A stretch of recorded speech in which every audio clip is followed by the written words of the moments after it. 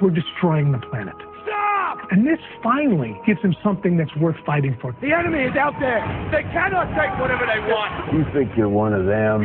Jake, he's strong and he's heroic and he's very clear. Follow me! Sam can evoke great courage and great power as well as great vulnerability.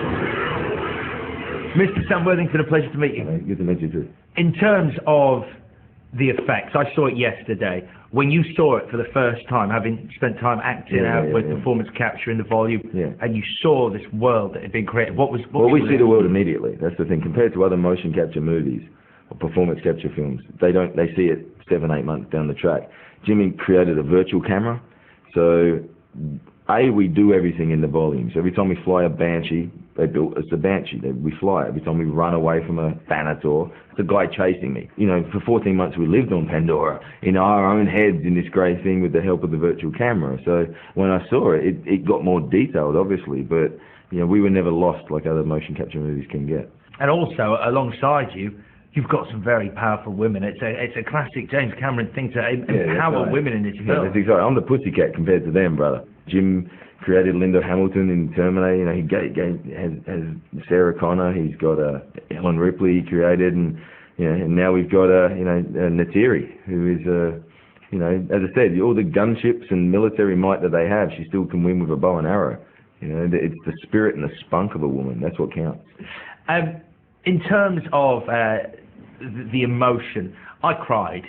Yeah, I think the 3D glasses need windscreen wipers or defoggers, I think. It's amazing. Because it is. It's a romantic movie. You know, Jim is a romantic. The politics and the geopolitics and everything about, you know, open yourselves up and look a bit deep into people. It's very overt in our movies. It's you know, Jim wears those themes, you know, right on his sleeve. He's not scared. He doesn't kind of say, oh, they're hidden in the movie. And what comes out of that is a romantic, you know, sensitive, emotional ride. You know. Pandora is a beautiful, if terrifying, world. It's full of amazing creatures. Like you say, it's once you see them, I mean, whether it's a guy squawking as a banshee, when you see it on screen, it's phenomenal. Do you have a favourite? Is there one creature where you saw it and just went... Thanator. You know, Jim is an artist. People don't realise how good an artist is. He actually, the picture in Titanic of Rose, Jim drew. He's that clever, and he drew them designed the Thanator. You know, he got a tweak from a couple of other guys who, you know, went because he's busy making a movie. But the Thanator is the killing machine that Jim always told me it would be. I'm right in thinking there was one creature that you personally oversaw, which I hope I'm not naming it incorrectly. It's a super predator on Pandora called a Thanator. Run! Definitely run! Yeah, it's called Thanator. It comes from archaic Greek Thanatos, which is death. Oh, okay. So it's not a friendly. Not a friendly guy. Not one you'd want to have as a pet. You know, as a kind of. It's not like a lap creature. You know, it's a. And yeah, it's yours. It's your pet. You reared it. Yeah. You know, I was entertaining lots of ideas from the different designers, and nobody was really nailing just that pure, primal, vicious alien quality that I wanted. So I took that one and designed it myself.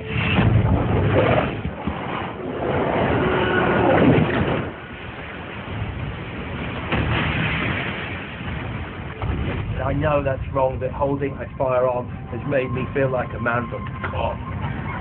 4 days a week for 6 months. It was the most fun I've ever had.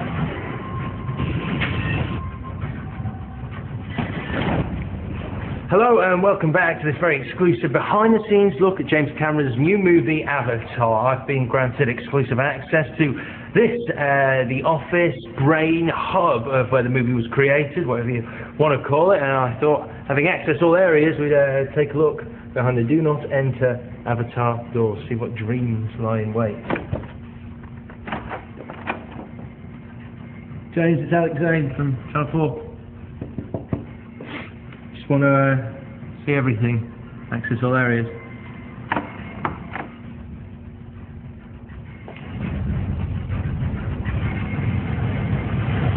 To sort of take you back to, 15 years ago, you didn't make it then because, in your own words, the technology wasn't there.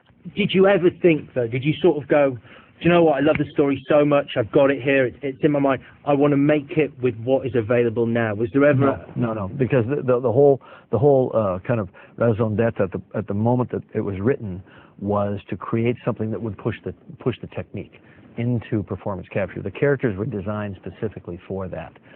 Could I have painted some actors blue and glued some rubber ears on them? You know, absolutely. But we'd seen that. I mean, at that point in time, we'd seen 30 years of Star Trek doing exactly the same thing. It was not interesting.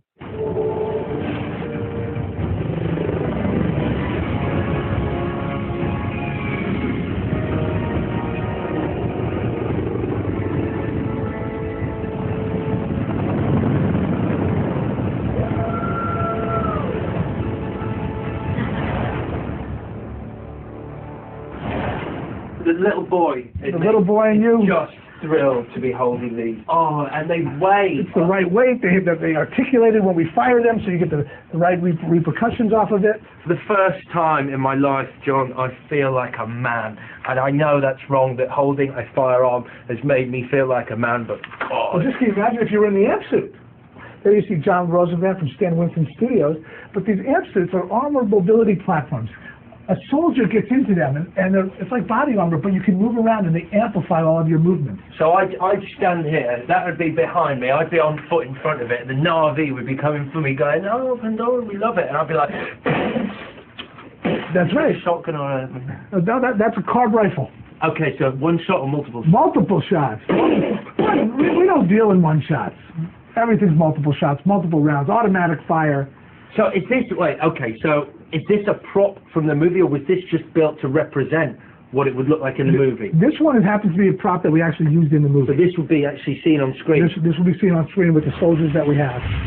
Let's turn up the heat. I want the audience to feel very comfortable with the human technology that they see. It's got to be logical with Jim. It actually has to be a possibility that in the future you could actually build something like what he's creating. You guys are packing some heavy gear. Yeah, that's because we're not the only things flying around out there. Or the biggest. We have some extremely effective warships, the Scorpion, the Samson helicopters, and the Dragon. There's nothing quite like that on Earth right now. It's kind of like, almost like a mini flying aircraft carrier. It's basically guerrilla warfare. This is good old-fashioned chemical-powered projectile weapons that throw a lot of brass and make a lot of noise. I want to touch on the cost, because you as a director, you were the first director to break the $100 million mark with T2, then right. the $200 million mark with Titanic. A lot of speculation about what this epic has cost. Would you care to give a rough estimate? I can tell you exactly how much Avatar cost. Oh, yeah? Exactly. Go on. $15. That's how much your ticket costs in 3D. Do you know, I was almost out. This is a scoop. I've got a scoop. This is an exclusive. He's in a good mood. I'm going to get the thanks. But I think, isn't that really the point? You know, my entire career I've done film. You know, The Abyss was supposedly the most expensive film ever made. It wasn't true at the time, but it was advertised that way. Then Terminator 2, then True Lies, then Titanic.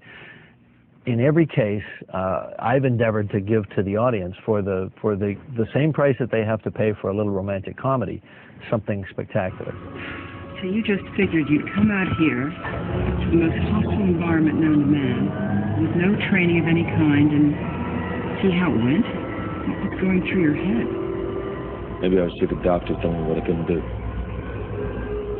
It was great to have Sigourney with us, you know, and we didn't turn to her at first, and we wasn't sure if it was something she wanted to do at this point.